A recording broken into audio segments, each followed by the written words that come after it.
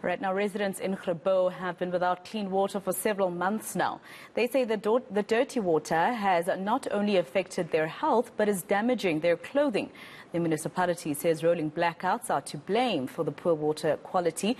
Let's get an update now from reporter Ronald Masinda, who's been following the story. Very interesting, Ronald, since yesterday we were, celebrating World Water Day, but South Africa has always been in trouble when it comes to water. Tell me what their other plight is in Grabouw.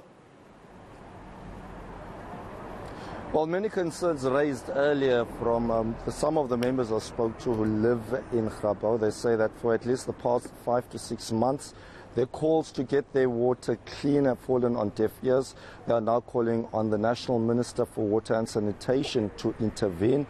They also say that they cannot afford to buy water from shops or even afford to get water tanks when it rains so that they can have some clean water. Many residents say that the elderly are also suffering from drinking such dirty water, and even children at daycare centers have also suffered from stomach cramps. We heard from one of the community leaders earlier on, and this is what she had to say.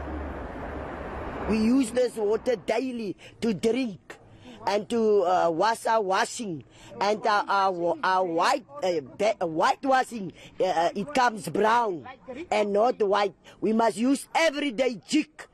We must use a lot of water, because if the water is too brown, you must throw it out of, tap it out of the washing machine. Then you must put some new water and jig again. So the mobiles make now a lot of money out of our people. And yes, a lot of poor people, we know most. And then they must also buy jig and to have their swabs clean, because swabs can't look like floor laps, or what did you call it, man? It's a big problem. It's a mess here in Grabouw. The water and the toilets have brown stripes inside.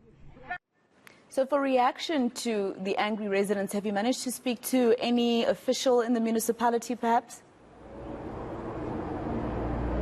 Well, I am actually joined now by the Executive Mayor.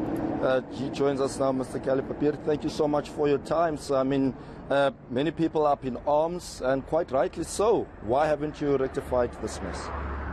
Good day and good morning to every viewer from the eNCA. Yeah, what happened currently in Grabouw, according to the water, is unacceptable. Unfortunately, we as the coalition leading party inherit this problem. But we don't want to focus on that. We are in charge here, so we have to fix this problem. What happened on the 2nd of March, that complaint was lodged by us in the municipality, and me and my deputy mayor and the chairperson of that department was on the ground and go and see by ourselves what is the problem, and that we can understand what's the problem. And then we come to a conclusion when we sit down with the technical officials that they got a problem to provide water for the whole broader community, but due to the fact that they didn't took in consideration the influx of the people, our people in the community. Is this an issue with infrastructure, and if so, how much will it cost to get it fixed? Infrastructure in general costs a lot of money, because if we need some reservoirs, and that is a planning according to our SDF, we had to sit down and plan if it is that. But if it is infrastructure which are not maintained, we will deal with that issue, because we appointed a professional to come back to us and see what is actually the problem there, and then we will take it from there. If this issue had persisted for 5 to 6 months, as many other people have been claiming, why did you allow it to take so long? And have you raised this with at least national level? No, I didn't raise it with national level, because we are capable to look into this and rectify that. Unfortunately, I can't say into my office the complaint didn't come 3 or 5 months back. It just come from 2nd of March. Then we give instructions to the officials who deal with the infrastructure to look into that and give us feedback. And hence they give us feedback. Me and my deputy was underground, and to see, because we must understand the problem to have solutions for the problem. So believe me, we will look into that. And I want to apologize to our community in Grabouw pertaining this dirty water. We will definitely look into that and fix that problem. Right. That was Kali Papier. He is the executive mayor of Tweewaterskloof. But it doesn't seem like, Masego, that that's the only problem faced here in this region. We're also hearing allegations of sexual harassment against one of the councillors. I want to bring you a speaker quickly just to tell us more about these allegations. What seems to be these allegations? Has this been reported to the police? And can you tell us more? Good morning, all listeners of eNCA. Yes, at this moment, I'm not going to speak on the merits of the case. I can confirm that a case has been opened against one of our councillors, DA councillor, ward councillor, David Jooste. I can also confirm that my office received letters from the EFF and the ANC for this issue to be debated at council tomorrow, but also for the immediate suspension of Councillor David Jooste.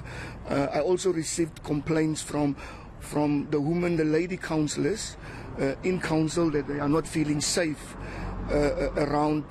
Is this just one complainant, or are there more?